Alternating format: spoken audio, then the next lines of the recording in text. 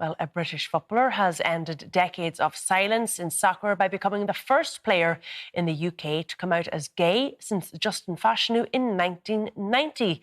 17-year-old Blackpool forward Jake Daniels said he wanted to act as a role model for others in the game. Right time to do it, I feel like I'm ready to tell people about my story. I want people to know the real me, and lying all the time just isn't what I've wanted to do, and it has been a struggle, but now I just do feel like I'm ready to be myself, be free and just be confident with it all. Well, I'm joined now by Daniel Lambert, the Chief Operating Officer at the Dublin Football Club, Bohemians. You're very welcome to the programme. How exceptional is this? It's remarkable. I think it's kind of apt that today is International Day against homophobia, transphobia and biphobia. And just to note that, but the guy's 17, and when you read his statement, it's remarkable, it's courageous, I think it's inspirational. And it really just took a huge amount of courage to do this. We have two now openly gay footballers, male footballers in the world. The most played game on the planet. There's professional leagues in every country, including our own. And there's Josh Cavallo in Adelaide in Australia, and now Jake Daniels at Blackpool in the UK. It's remarkable. And that's it. I mean, two people. Nobody for a second thinks that there is only two people playing soccer who are gay. Absolutely. It's inconceivable that there aren't thousands of gay footballers globally. And I think the fact that we only have two, the fact that we're here speaking about this, that it's made news around the world, speaks to, I suppose, the enormity of the problem in football, that people who are gay don't feel comfortable, and it extends beyond players to supporters as well. And it's a huge problem. Do you think there are players in the Irish League at the moment who haven't come out, who don't feel comfortable to come out? Well, I don't know of anybody personally. Obviously, I'm involved in the league, but given the numbers who play, I'd say again it's highly, highly likely, obviously, and it's a sad thing to think, and ultimately, I suppose we do need to tackle this problem head on. It's not something that's really spoken about. This has obviously now brought it into a place where it's being discussed today, and hopefully that discussion can lead to a positive place, because we've already seen, I suppose, on some of I think Sky broke the story and they had to turn off comments on Twitter. Jake had to turn off comments on his own Instagram. So, even those two actions demonstrate there is still a lot of negativity and really a lot of intolerance around it.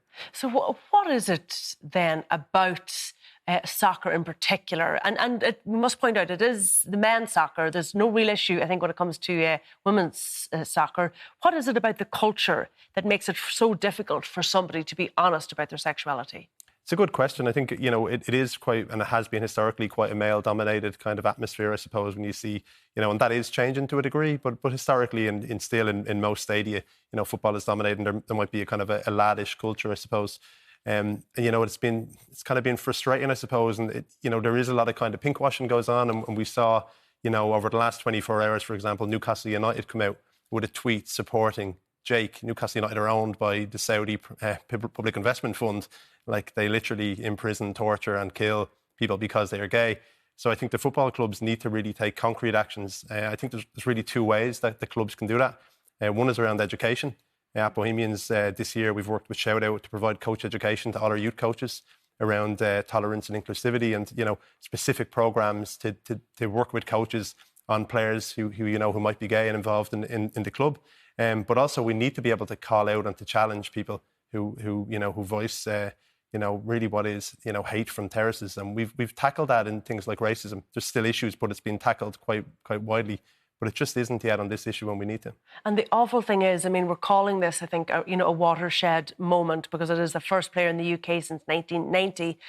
But everybody is worried for this young lad, aren't they? That, the next time he goes out on the pitch, the next time he does something wrong, that those sort of homophobic slurs will come from the terrace. He will be subjected to those. Yeah, definitely. I think it'd be naive to think otherwise, and you'd hope that he is prepared for that, but he shouldn't have to. This really shouldn't be something that exists. And when we think, I suppose, about just that Bohemians actions that clubs can take, and they do have to take concrete actions. There's symbolic things you can do. We fly the pride flag in Dalymount Park. We have the only LGBT supporters group in football in Ireland. They came out in 2016. They have a brilliant name in Gaybos. I think probably the best supporters group name I can think of. And we've spoken to them, we speak to them as a club, and they've told us that even simply flying the pride flag in Dalymount beside the national flag, beside the club flag, is important to them. They've went to other places where there hasn't been tolerance, and that symbolism is important. And was there any resistance to that? There wasn't, no, and I think, you know, there are steps we can take, but we need to go further. Like this year, obviously, we're the first professional football team to be involved in Pride, and we'd hope other clubs would follow. And again, it's just to demonstrate, you know, to people who, you know, who are gay in Ireland, that football is a place that they should be included. And that's not to say there aren't problems. There are big problems. How do you do that, I suppose, without being seen to just play lip service to it? You know, taking part in Pride, but nothing necessarily changes at a club. I think it takes place really through the education piece initially. So, you know, I think clubs need to work with their coaches and to educate coaches if it's not something they're familiar with, that they need to be more familiar with it. They need to educate themselves, and then to take concrete steps, you know, as a club, education, but also to challenge views. And I think it can be achieved, but it's going to be, unfortunately, I think it's going to be a long process.